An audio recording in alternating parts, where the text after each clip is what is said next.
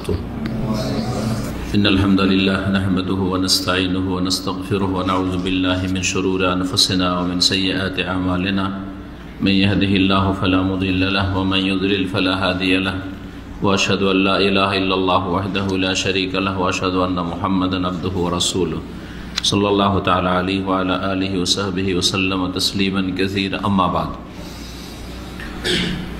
فقد قال الله تعالى في القرآن الكريم بعد أعوذ بالله من الشيطان الرجيم فإن آمنوا بمثل ما آمنتم به فقد اهتدوا وإن تولوا فإنما هم في شقاق মহান আল্লাহর সমস্ত প্রশংসা যে আল্লাহ রাব্বুল আলামিন আমাদেরকে মুমিন মুসলিম হওয়ার তৌফিক দান করেছেন বলেন আলহামদুলিল্লাহ।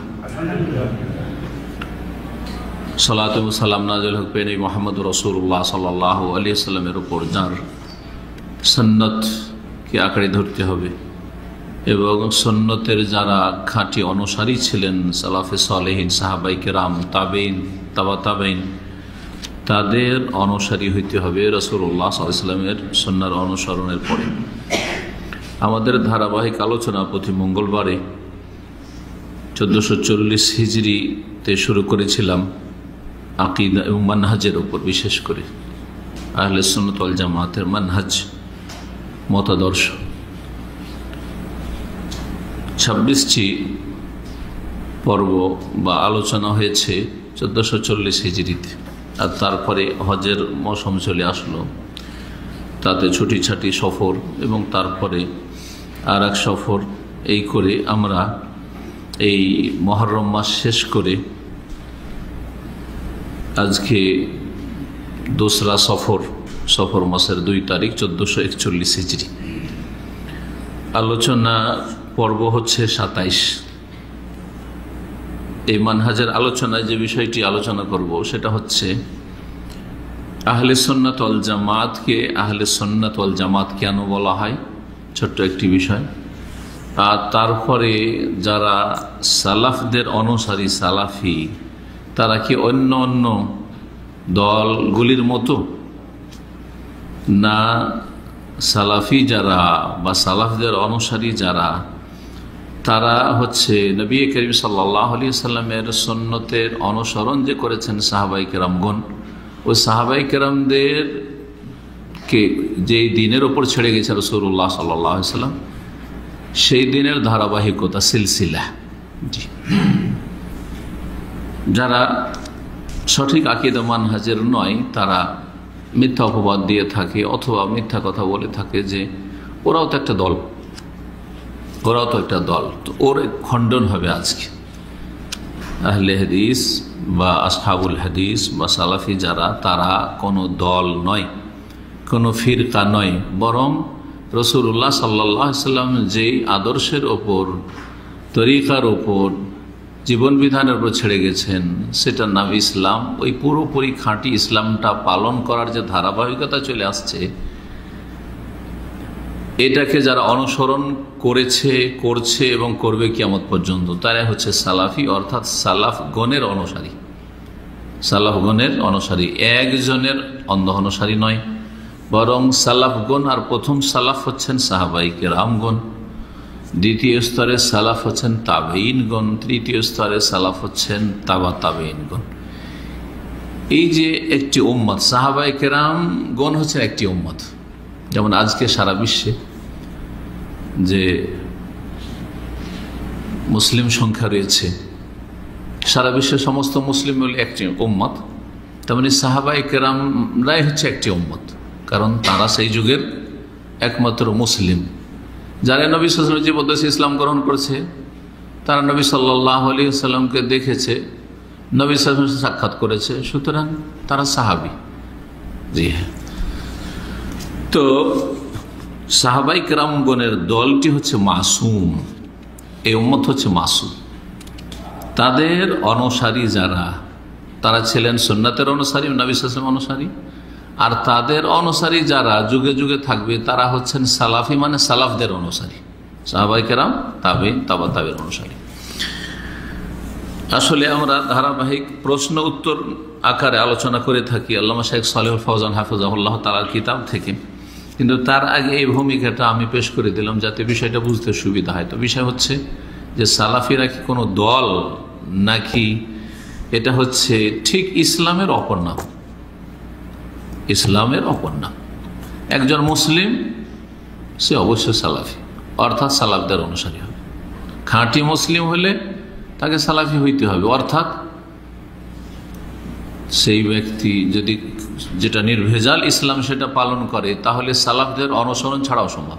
আর সালাফদের অনুসরণ করার নামই হচ্ছে সালাফি। তো এই নামটির প্রয়োজন কি? তাহলে মুসলিম বললেই তো হয়?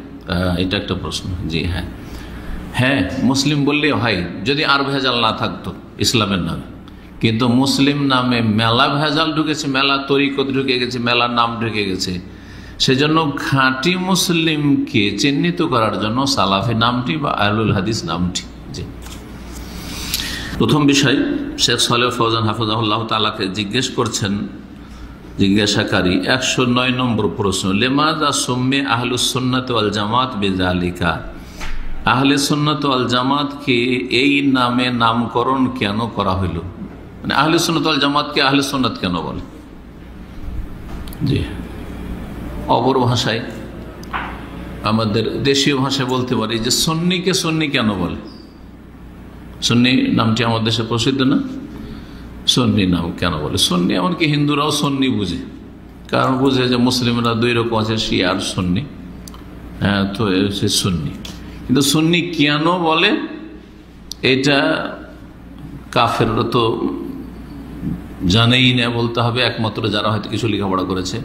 অনেক মুসলিমও বলতে পারবে না যে সুন্নি কেন সুন্নি, কারণ অধিকাংশ মুসলিম যারা শিরক বিদআত করে, যত বেশি শিরক বিদআত করে তারা এই সুন্নির নামটি গ্রহণ করেছে। তাহলে ও সুন্নি কেমন করে বুঝবে যখন শিরক বিদআত করছে, কবর মাজারে সিজদা করছে, সমস্ত শিরকি আর বিদআতে ডুবে আছে, যাদের ধর্ম হচ্ছে পীর ফকির মাজার দরবেশ, তারাই হচ্ছে সুন্নি নামে পরিচিত। জি, তো এই বিদআতপন্থীদের কাছে এইরকম দুটি নাম আছে, সুন্নি আর ওয়াহাবি। সুন্নি আর ওয়াহাবি মানে হয় সুন্নি, আর যদি সুন্নি না হয় তো কি ওয়াহাবি। ওয়াহাবিরা সুন্নি নয় তাদের কাছে, এত চরমপন্থায়দের যে ওয়াহাবিরা সুন্নি নয়। ওয়াহাবির নামটিও তো কল্পিত নাম, তাদের গড়া নাম, আর তাদের যে আদর্শ যারা ছিল সেই যুগে, হ্যাঁ শিরক বিদআতের সাপোর্টে সমর্থনে ইংরেজরা তাদের দেওয়া নাম। বাইরের দুশ্মন ইংরেজরা আর ঘরের দুশ্মন ছিল মাজারপন্থী বেদাতিরা। এই দুই দল মিলে ওয়াহাবি নামটি দিয়েছিল তৌহিদবাদীদের ওপর, যারা তৌহিদ প্রতিষ্ঠা করতে চেয়েছিল ভারতে এবং আরবে। আরব দেশে শেখুল ইসলাম আহমেদ আবদুল্লাহ রহমতুল্লাহ আলের মাধ্যমে, তার দাওয়াতের মাধ্যমে, আর ভারত ও মহাদেশে আল্লামা শাহ ওলিউল্লাহ মুহাদ্দিস দেহলভী, এবং তারপরে সেটা তো ইংরেজের আগেরই যুগ ছিল, তার ছেলেরা, 4 জন ছেলে ছিল, তার এক ছেলের ছেলে বড় মুজাদ্দিদ ছিলেন শাহ ইসমাইল শহীদ রহমতুল্লাহ আলাইহ, যিনি ইংরেজদের বিরুদ্ধে আর শিখদের বিরুদ্ধে জেহাদ করতে গিয়ে বালাকোটে, সিন্ধু প্রদেশ বালাকোটে তিনি শহীদ হয়েছিলেন রহমতুল্লাহ আলাইহ। তো এই শাহ ইসমাইল শহীদ রহমতুল্লাহ আলাইহ খোলাখুলি একেবারে শিরক বিদআতের বিরুদ্ধে দাওয়াত শুরু করলেন তৌহিদ এবং সুন্নাতের। যেমন সৌদি আরবে বা আরব এই উপদ্বীপে শাইখুল ইসলাম আহমদ আবদুল্লাহ রহমতুল্লাহ আলাইহ শুরু করলেন। তো মোহাম্মদ বিন আব্দুল ওয়াহাব নাম কিন্তু ওনার মোহাম্মদ, ওই ইমামের নাম বা মুজাদ্দিদের নাম কি ছিল? মোহাম্মদ। ইংরেজরা ভালো করে জানে, তো মোহাম্মদ থেকে যদি এই দলে মানে ওনার ছাত্রদেরকে বা ওনার দাওয়াতে যারা সাড়া দিচ্ছে তাদেরকে যদি মোহাম্মদই বলি, তাহলে তো একটু ভালো নাম দিয়ে দিলাম, মোহাম্মদ সাল্লাল্লাহু আলাইহি সাল্লামের সাথে সম্পর্ক হয়ে যাবে না, ওই নাম দেওয়া যাবে না। যারা ভারত উপমহাদেশের মাজারপন্থী তারাও এটা চিন্তা করলো যে মোহাম্মদই কেমন করে বলি, ইমামের নাম তো মোহাম্মদ, তাই না? ইবনে আব্দুল ওয়াহাব, আব্দুল ওয়াহাবের ছেলে মোহাম্মদ, কিন্তু এই রহস্য অনেকে বুঝেন। তো মোহাম্মদ নাম দেওয়া উচিত ছিল, তাই না? যার অনুসারী হবে তার সাথে সম্পৃক্ত করা হয়, তাহলে কি নাম দিতে হবে? মোহাম্মদী নাম দিতে হবে। কিন্তু মোহাম্মদী নাম দিতে তারা রাজি হয়নি, এই ভয়ে যেহেতু মোহাম্মদ সাল্লাল্লাহু আলাইহি ওয়াসাল্লামের নামও মোহাম্মদ আর আব্দুল ওয়াহাবের ছেলের নামও মোহাম্মদ, তো যদি মোহাম্মদই বলি তাহলে তো নবী সাল্লাল্লাহু আলাইহি ওয়াসাল্লামের সাথে গিয়ে লেগে যাবে। সেজন্য তারা কি নাম দিল? মোহাম্মদ বিন আব্দুল্লাহ যিনি ইমাম মুজাদ্দিদ, যার দ্বারা এখান থেকে কবর মাজার পূজার উৎখাত হয়েছে আর শিরক বিদআত উৎখাত হয়েছে, তার বাবার নাম ছিল আব্দুল ওয়াহাব। আব্দুল ওয়াহাবের সাথে সম্পৃক্ত করে নাম দিল কি ওয়াহাবি। কিন্তু তাদের অজ্ঞতার কারণে, মূর্খতার কারণে বুঝতে পারলো না যে আরো ভালো নাম দিয়ে দিলাম, আরো ভালো নাম দিয়ে দিলাম। কি? মোহাম্মদ তো রাসূলুল্লাহ সাল্লাল্লাহু আলাইহি ওয়াসাল্লামের নাম, আর আল ওয়াহাব হচ্ছে আল্লাহর নাম। তো রাসূলুল্লাহ সাল্লাল্লাহু আলাইহি ওয়াসাল্লামের সাথে সম্পৃক্ত হইতে দিলাম না, কিন্তু আল্লাহর সাথে তো সম্পৃক্ত করে দিলাম। তো ওয়াহাবি মানে আল্লাহওয়ালা। ওয়াহাবি মানে কি? আল্লাহওয়ালা। যেমন আমার দেশে এক শ্রেণীর লোকের বলে হক্কানি আলেম। হক্কানি মানে কি? আল্লাহওয়ালা আলেম। আল্লাহর নাম হচ্ছে আল হক, আল্লাহর নাম হচ্ছে আল হক, আব্দুল হক বলছি আমরা। তো হক্কানি আলেম মানে কি? আল্লাহওয়ালা আলেম। তারপরে আরো বড় বলে রব্বানি আলেম, রব্বানি। রব্বানি আলেম মানে কি?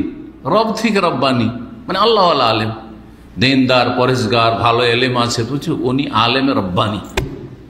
জি, রব্বানি মানে আল্লাহওয়ালা আলেম। তো ওই রকম ওয়াহাবি মানে আল্লাহওয়ালা। তাহলে প্রত্যেক ওয়াহাবি কি হয়ে গেল? আল্লাহওয়ালা হয়ে গেল।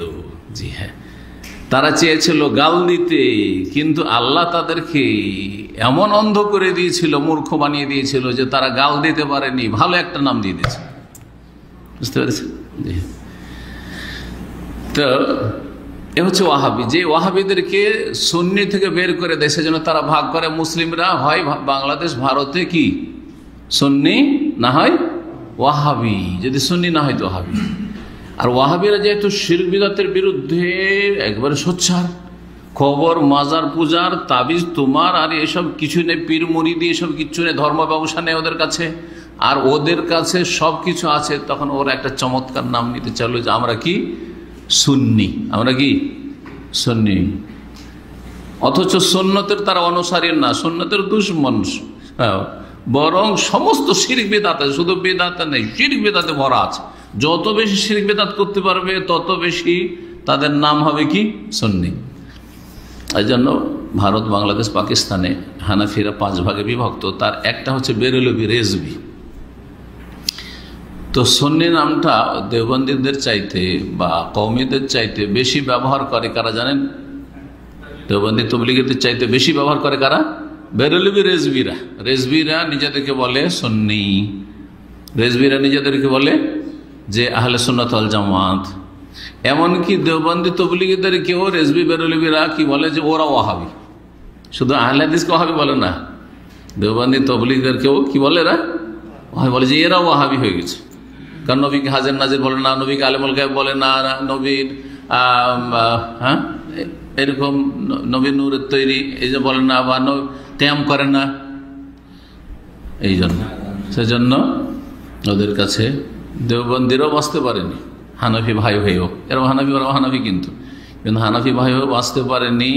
তাদের এই গালমন্দ থেকে ওদেরকেও ওয়াহাবি বানিয়ে দিয়েছে, ওয়াহাবি বানিয়ে দিয়েছে। তো এগুলি হচ্ছে আমাদের দেশের অবস্থা। আচ্ছা, এইটা তো সুন্নি মানে সুন্নাত থেকে শব্দটি এসছে। আসল কথাটা যেটা বলতে গেছিলাম, সুন্নি শব্দটা কোথা থেকে এসছে? সুন্নাত থেকে। যারা সুন্নাত মানবে তারা সুন্নি, সুন্নাত মানবে তারা সুন্নি। তো যারা শিরক বিদআত বেশি করে তারাই কিন্তু আমাদের দেশে প্রচলিত সুন্নি বা কথিত সুন্নি, সুন্নি বলে পরিচিত, কিন্তু ওরা সুন্নি নয়, ওরা হচ্ছে বেদাতি। ভালো করে শুনে রাখেন। বরং অনেক শিরক আছে, কিন্তু মুশরিক বলবো না, ওটা আমভাবে বলবো না। জি হ্যাঁ, কারণ অজ্ঞতাও আছে বিভিন্ন বাধার কারণে। কিন্তু শিরকি আকীদা আমল আছে, শিরক আছে, মুশরিক বলবো না, ওটা আল্লাহ বলবেন যে কি হবে না হবে। জি হ্যাঁ, কিন্তু এমন অজ্ঞতা আছে ভারত উপমহাদেশে অনেক মুসলিমদের মাঝে, হিন্দুদের মতোই, যে সুন্নি মানে সুন্নত যারা মানে বা সুন্নতের অনুসারী, এই অর্থে ওরা ব্যবহার করে না। সুন্নি মানে যারা শুনে শুনে মুসলমান হয়েছে, সুন্নি মানে শুনে শুনে মুসলমান হয়েছে। একবার এক স্টেশনে ভারতে এক হিন্দু পুলিশ বসে আছে। তা আমাকে মাদ্রাসার ছাত্র, তখন মাদ্রাসা আমলের কথা হয়, তখন পাশ করিনি মাদ্রাসাতে, 16-17 বছর বয়স, তখনকার কথা বলছি। তো বলছে যে ওরা আপোষে কয়েকজন পুলিশ আছে, বলছে আমাকে দেখে, মাদ্রাসা পাঞ্জাবি টুপি দেখে বলছে যে সুন্নি আর শিয়া, এটা জানো, ওরা আপোষে কথা বলছে। আর বলছে যে সুন্নি ওকে বলা হয় যে শুনে শুনে মুসলমান হয়েছে, আর শিয়া ওকে বলা হয় যে নবীকে দেখে মুসলমান হয়েছে। এ হইল হিন্দুদের ব্যাখ্যা এক শ্রেণীর। তো এইরকম ব্যাখ্যা হিন্দুদের কাছে নাই। এমন অজ্ঞতা মুসলিম সমাজে আছে যে ইসলাম সম্পর্কে কিছুই জানে না। যেমন হিন্দুদের ব্যাপক হারে অজ্ঞতা আছে, হিন্দু ধর্ম কি আমাকে বুঝিয়ে দেন, 2 লাইনে 4 লাইনে আমাকে বুঝিয়ে দেন যে হিন্দু ধর্ম মানে কি, বুঝাতে পারবেন না।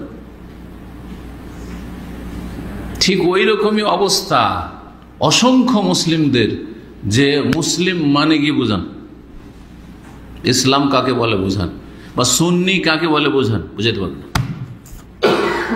লা তাত্তাবিউন্না সুনানা মান কানা ক্বাবলাকুম, তোমাদের পূর্বে জাতিদের তোমরা অনুসারী হবে অজ্ঞতায়। হ্যাঁ, মুসলিম দাবিদার, কিন্তু ইসলামে কিছুই জানো না, কিছুই জ্ঞান নেই। বড় দুঃখের বিষয়। বিভিন্ন দিকে বিজাতির অনুসারী হবে, এই জাতির অধিকাংশ তার এটা একটা দিক, অজ্ঞতা বিরাজ করছে, নিজের ধর্ম সম্পর্কে, ইসলাম সম্পর্কে কিছুই জানে না। আর কানে ইসলাম বলতে পারে না, ইসলামের খুঁটি কয়টা, ইমানের খুঁটি কয়টা বলতে পারে না। হ্যাঁ, এর বেশিগুলো তো বাদ দেন। দিনের স্তর কয়টি, এহসান কি জিনিস, ওগুলো তো বাদ দেন, ওসব আকীদা তো অনেক আলেমই জানে না। তো কি বলছিলাম, আহলুস সুন্নাত ওয়াল জামাত বা সুন্নি, যারা সুন্নাতের অনুসারী হবে, কোরআন সুন্নাহ অনুসারী, তারা সুন্নি বা আহলে সুন্নাত ওয়াল জামাত। আর দাবি করলে হবে না আহলে সুন্নাত ওয়াল জামাত বা সুন্নি বলে, অথচ আকীদা আমলে বেদাতে ভরা। জি, এখন প্রশ্নে আসি। প্রশ্ন কি বললাম, যে আহলে সুন্নাত ওয়াল জামাতকে আহলে সুন্নাত ওয়াল জামাত কেন বলা হয়? আল জবাব, বলছেন আহলে সুন্নাত সম্মু আহলে সুন্নাহ, আহলে সুন্নাতকে আহলে সুন্নাত এই জন্য বলা হয় যে লিআন্নাহুম ইয়ামালুনা বিসুন্নাহ, তারা সুন্নতের উপর আমল করে, ওয়া ইউলাজিমুনাহা, সুন্নতকে আঁকড়ে ধরে, সুন্নত অনুযায়ী আমল করে।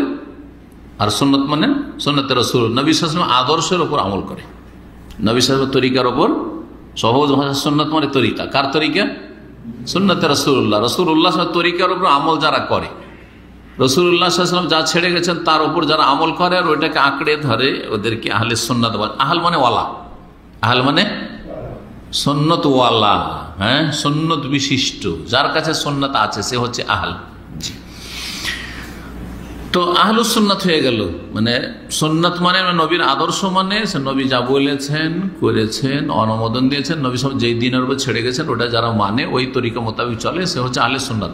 তো ওয়াল জামাত কেন? এবং জামাত, আহলে সুন্নাতে ওয়াল জামাত, সুন্নতওয়ালা এবং জামাতওয়ালা। তো জামাতওয়ালা মানে কি? শেখ সালেহ ফওজান কি ব্যাখ্যা করছেন শুনেন, লিআন্নাহুম মুজতামিউনা গায়রু মুখতালিফিন। ওয়াল জামাত এই জন্য বলা হয় যে এই জামাতটি যারা আহলে সুন্নাত, সুন্নতের অনুসারী, তারা বিচ্ছিন্নতা সৃষ্টি করে না, তারা ঐক্য কায়েম করার চেষ্টা করে, তারা এক করার চেষ্টা করে, এক হওয়ার চেষ্টা করে, বিচ্ছিন্নতা সৃষ্টি করে না। ইসলাম একটা এসেছিল না 4টা এসেছিল? ইসলাম একটা এসেছিল, তাই না? ইসলাম একটা আসলো, তো আমরা যদি এখন বলি যে সেই একটা ইসলামের দিকে সবাই মিলে ফিরে চলে, আউদাতুন ইলাল কিতাব ওয়াস সুন্নাহ, এটা হচ্ছে আমাদের দাওয়াত। কিতাব সুন্নাহ, কোরআন সুন্নাহর দিকে ফিরে চলেন।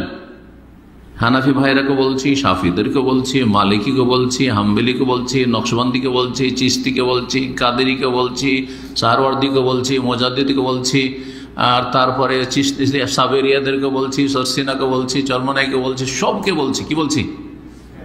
যে কোরআন হাদিসের দিকে ফেরো, ফেরো। যদি বলে আমরা সবাই কোরআনের দিকে আছি, তো এত কেন তাহলে ভাগ? সবাই কোরআন হাদিসের দিকে ফিরে আসো, যাচাই বাছাই করো, পড়াশোনা করো, হ্যাঁ, গবেষণা করো, দেখো, আর তারপরে যেটা কোরআনে হাদিস আছে ওই দিকে ফিরে যাও। আমরা কোনো ব্যক্তির দিকে ডাকছি না, কোনো ব্যক্তির দিকে ডাকছি না। যদি ডাকি তো দাওয়া ইলাল্লাহ, আদু ইলাল্লাহ, আল্লাহর দিকে ডাকছি, তার ইবাদত করবে, এবং রাসূলুল্লাহ সাল্লাল্লাহু আলাইহি ওয়াসাল্লামের দিকে ডাকছি, তার অনুসরণ করবে, আল্লাহর ইবাদতের দিকে আর নবীর অনুসরণের দিকে। এর মাধ্যমে মুসলিম জাতি এক হতে পারে, যাদের দিন হচ্ছে ইসলাম এক, তাদের রব হচ্ছে এক, নবী হচ্ছেন এক, আর কিবলা হচ্ছে এক, সব এক। জি, দাওয়াত তো কোনো খারাপ দাওয়াত নয়। তো আমরা ঐক্য তো আমরা করতে চাই, এক তো আমরা করতে চাই। এই দূরত্ব যেটা আছে, হানাফি মজহাবের গোড়ামি, তাআসসুব, শাফি মজহাবের গোড়ামি, আপন আপন অবস্থান থেকে আসছে না। এ বলছে এটা হক, বলছে এটা ঠিক, বলছে এটা ঠিক, বলছে সবাই একটু করে পড়াশোনা করে সঠিকটাতে আসার চেষ্টা করো। যেই দিন ইসলামের রাসূলুল্লাহ সাল্লাল্লাহু আলাইহি ওয়াসাল্লাম ছেড়ে গেছেন, রাসূলুল্লাহ সাল্লাল্লাহু আলাইহি ওয়াসাল্লাম যখন সালাফদেরকে, সাহাবায়ে কেরামদেরকে ছেড়ে যান, তখন কয় তরিকার লোক ছিল? এক তরিকার লোক ছিল। ওই তরিকার দিকে আসাই তো সালাফি দাওয়াত, ওটাই তো সালাফি দাওয়াত, ওটাই তো আহলে হাদিসদের দাওয়াত। এখানে চলে আসো, মন্দ কথা কি হলো? তো আহলে সুন্নাত ওয়াল জামাত কারা হবে তাহলে? যারা এককে চার, আবার তরিকতে চার, চার থেকে শাখা প্রশাখার শেষ নেই 126 তরিকা। চলো কিতাব পড়েছেন, ভেদে মারিফাত ইহাদে খোদা পড়ে দেখবেন কি আছে ওতে, কত তরিকা, ভূমিকা 126 তরিকা। যারা মুসলিম, এগুলো কি অমুসলিমদের তরিকা? সবগুলো মুসলিমদের তরিকা। যারা এক মুসলিমকে 126 ভাগে করতে, এক উম্মতে মুসলিমাকে 126 তরিকা ভাগ করতে চায়, তাদেরকে আমরা বলছি যে উম্মাত ওয়াহিদা হয়ে যাও, ওয়াইন্নাহা ওয়াহাযিহি উম্মাতুকুম উম্মাতুন ওয়াহিদা, এক উম্মত হয়ে যাও। কত সুন্দর কথা। এর সমাধান হচ্ছে যে আমরা গোড়ামি বাদ দেব, অন্ধত্ব বাদ দেব, আর অজ্ঞ মূর্খ থাকবো না, নিজেরা পড়াশোনা করব, আর নিজেরা যাচাই বাছাই করব। আর আমরা, আপনি যদি না যাচ্ছেন, আপনি আপনার ছেলেকে বড় আলেম করেন, কোরআন এবং হাদিসের আলেম করেন, কোরআন এবং হাদিস মোতাবেক আপনাকে সে বুঝায়। জি হ্যাঁ, এইভাবে ঐক্য আসতে পারে। তাহলে ঐক্য যারা চাই তারাই হচ্ছে জামাত, তারাই হচ্ছে কি জামাত। এই জন্য আহলে সুন্নাত ওয়াল জামাত ওরা যারা সুন্নতের অনুসারী, সুন্নতকে আঁকড়ে ধরে, সুন্নত আমল করে, আর জামাতবদ্ধ হতে চায়, এক হতে চায়, উম্মত ফাটল ধরাতে চায় না। আর ফিরকা কারা? যারা ফরকিয়ে দাঁড়ায়। আমাদের আঞ্চলিক ভাষা আছে যে সরে দাঁড়ায়, লোকে কি বলে? ফরকিয়ে দাঁড়ালো, ফিরকা থেকে আরবি শব্দটা। ফিরকা মানে জামাত থেকে যে দলচ্ছিন্ন হয়ে চলে গেল, এদিকে চলে গেল, ওইদিকে চলে গেল, ওইদিকে চলে গেল, এরা হলো ফিরকা। তা আপনি যদি বলেন যে না আমি হানফি থাকবো, আরেকজন বলছেন আমি শাফি থাকবো, আরেকজন বলছে আমি হাম্বলি থাকবো, আরেকজন বলছে মালিকি থাকা ফরজ, হ্যাঁ, তো এইটা যদি হয় তো আপনি এক উম্মতকে আপনি ভাগ করে দিলেন। না, ভাগ না করে সবাই কোরআন হাদিসে ফিরে আসেন। যেমন সাহাবীরা যখনই কোনো মাসলা মাসাইল জানার প্রয়োজন হইতো, রাসূলুল্লাহ সাল্লাল্লাহু আলাইহি ওয়াসাল্লামের জীবদ্দশা বেঁচে থাকাকালীন তাকেই জিজ্ঞেস করতেন। তাকে না পেলে অথবা তার ইন্তেকালের পরে যাকে ভালো তার চাইতে বেশি জ্ঞানী পেতেন, কার কাছে এই মাসলার জ্ঞান আছে, এদের আমল করতেন। ওই রকমই আপনি করবেন। আপনার সামনে একটা মাসলা আসলো, সমস্যা, আপনাকে মাসলা জানতে হবে, যেই আলেমকে পাবেন কোরআন এবং হাদিসের আলোকে ফতোয়া দেয়, তাকে জিজ্ঞাসা করে নেবেন। একজনকে না যে সারা দুনিয়াতে অমুককে ধরেছি পীর ধরার মতো, তো তার ছাড়া আর কারো কথা মানব না। না না না, যেখানে যাকে পাবেন, দমামে যাকে পাবেন, আবার মক্কা গেছেন যাকে পাবেন, বাংলাদেশে গেছেন যাকে পাবেন, কেউ ইন্ডিয়া গেছেন যাকে পাবেন, ইউরোপ লন্ডন চলে গেছেন, ওখানে আর একজন আলেমে দিন পাচ্ছেন, কোরআন শোনা আলেম পাচ্ছেন, ফাসআলু আহলা যিকরি ইন কুনতুম লা তা'লামুন, আলেমকে জিজ্ঞাসা করে নিয়ে আপনার সমস্যার সমাধান করবেন। যেমন সাহাবীরা করতেন। মদিনায় যে সাহাবীরা বড় ছিলেন তাদেরকে জিজ্ঞেস করতেন, মক্কায় যে সাহাবীরা বেশি জানতেন তাদেরকে জিজ্ঞেস করতেন, বাসরা, কুফাতে অথবা মিসরে আর দামেস্কে যে সাহাবীরা চলে গেছিলেন, ওখানে যারা বড় সাহাবীদের মধ্যে বড় আলেম ছিল তাদেরকে জিজ্ঞেস করতেন। এইরকম ছিল। তো যাই হোক, আহলে সুন্নাত ওয়াল জামাত, তো এই আহলে সুন্নাতকে আহলে জামাত কেন বলা হয়? সুন্নাতওয়ালা এবং জামাতওয়ালা কেন? লিআন্নাহুম মুজতামিউনা গায়রু মুখতালিফিন, তারা এক হয়ে থাকে, তারা ইখতিলাফ, বিভেদ সৃষ্টি করে না, তারা বিচ্ছিন্নতা সৃষ্টি করে না। কেন? লিআন্না মানহাজহুম ওয়াহিদ, কারণ তাদের মতাদর্শ, মানহাজ হচ্ছে একটি। মানহাজ মানে তাদের চলার পথ, মতাদর্শ হচ্ছে এক, যে আমরা কোরআনে কারীম মানব, রাসূলুল্লাহ সাল্লাল্লাহু আলাইহি ওয়াসাল্লামের সুন্নাহ হাদিস মানব, আর সাহাবায়ে কেরামদের তরিকায় চলবো, খোলাফা রাশিদিনের তরিকায় চলবো, তাদের যুগে যে ইসলামটা ছিল ওইটা মেনে চলবো। সহজ কথা। তাদের মানহাজ হচ্ছে, মতাদর্শ হচ্ছে হুয়াল কিতাব ওয়াস সুন্নাহ, কোরআন সুন্নাহ। কোরআন সুন্নাহকে সাহাবীরা যেইভাবে বুঝেছেন ওইভাবে পরের লোকেরা বুঝবে। স্বাধীন হইয়া না, সাহাবী ওই আয়াতটা ওইভাবে আমল করলেন না, আপনি বলছেন না আমি এটা ওইভাবে বুঝেছি আমি আমল করে, এটা চলবে না। আপনাকে বুঝতে হবে সাহাবায়ে কেরাম, সালাফে সালেহ দৃষ্টিভঙ্গি নিয়ে। ইজতামাউ আলাল হক, সাহাবীরা হকের ওপর একত্রিত হয়েছিলেন। ওয়াজতামাউ আলা ইমামিন ওয়াহিদিন, এবং এক ইমাম এক শাসকের ওপর তারা এক হয়েছিলেন। আবু বকর রাদিয়াল্লাহু তাআলা যখন খলিফা হলেন, তাদের খলিফা হচ্ছেন একজন, 2-3 খলিফা নয়, এক খলিফা। ওমরের যুগে ওমর খলিফা, ওসমানের যুগে ওসমান খলিফা, আলীর যুগে আলী খলিফা। সবাই মিলে যে খলিফা আছেন বর্তমান খলিফা, সেই খলিফার আনুগত্য করছেন, জি, আল্লাহর পরে, রাসূলুল্লাহ সাল্লাল্লাহু আলাইহি ওয়াসাল্লামের পরে। ফাকুল্লু শুউনিহিম আল আম্মা ইজতিমাউন ওয়া তাআওয়ানুন ওয়া তাহাব্বিন, বলছেন তাদের সমস্ত কাজকর্মগুলি হচ্ছে ঐক্যের ভিত্তিতে, ওয়া তাআওয়ান পরস্পর সহযোগিতার ভিত্তিতে, ওয়া তাহাব্বিন আল ভালোবাসা সম্প্রীতির ভিত্তিতে। তাদের জীবনের কাজকর্মে ছিল ঐক্য, ছিল পরস্পর সহযোগিতা, ছিল পরস্পর সম্প্রীতি, ভালোবাসা। মাসলা দুটো, একটা মাসলাতে ইখতিলাফ হলে তার জন্য দল পাকাপাকি করবে না, তার জন্য কন্দল করবে না, তার জন্য ঝগড়া বিবাদ করবে না, তার জন্য নিজেরটাকে চাপিয়ে দেওয়ার চেষ্টা করবেন না। আমার এটি মত, আমি এটাকে ঠিক মনে করছি, আর একজন আলেম আছেন উনি ওইটাকে ঠিক মনে করছেন, তাই বলে আমাদের মাঝখানে এই একটা মশলা নিয়ে আপনি দল পাকিয়ে দিবেন বা ঝগড়া লাগিয়ে দিবেন না, বা অন্তরে বিদ্বেষ রাখবেন না। ওয়ালা তাজাল ফি কুলুবিনা গিল্লাল লিল্লাযিনা আমানু, মুমিনদের বিরুদ্ধে যাতে করে কোনো রকম বিদ্বেষ বা কালিমা বা কোনো রকমের শত্রুতা অন্তরে তৈরি না হয়। আবু হানিফা, শাফি, মালিক, আহমদ, 4 ইমামের মাঝে কোনো রকম এরকম বিদ্বেষ শত্রুতা ছিল না। এখন কেন আবার 4 জন ইমামের মাঝে অন্তরে কোনো বিদ্বেষ শত্রুতা ছিল না, কিন্তু তাদের যারা মুকাল্লিদ তাদের মাঝে হানাফি, শাফি, মালিকি, হাম্বলি কেউ কাউকে দেখতে পারে না কেন? এটা কেন? এইটাকে দূর করতে চাই। এই যে একজন এক মযহাবের মুকাল্লিদ আর এক মযহাবের মুকাল্লিদকে দেখতে পারে না, বরদাস্ত করতে পারে না, আর মযহাবি গোড়া আমি একবারে শক্ত করে ধরে আছি, জি, এটা উম্মতে ফাটল ধরিয়েছে, এটা উম্মতে সর্বনাশ করেছে। এর বিপরীত আমাদের দাওয়াত হচ্ছে একত্রিত করা। এই জন্য সত্যিকার আহলে সুন্নাত ওয়াল জামাত হচ্ছে কোরআন সুন্নাহর অনুসারীরা। জি,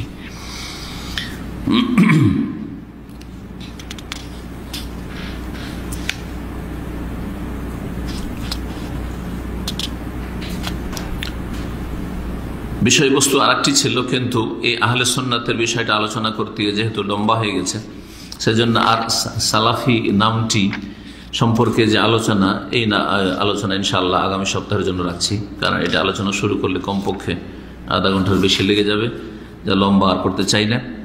আর আমাদের মঙ্গলবার আলোচনা সংক্ষেপে হবে ইনশাআল্লাহ। যে কথাই বলছিলাম যে আহলে সুন্নাত ওয়াল জামাত, এই বিষয়টা ভালো করে বলছিলেন।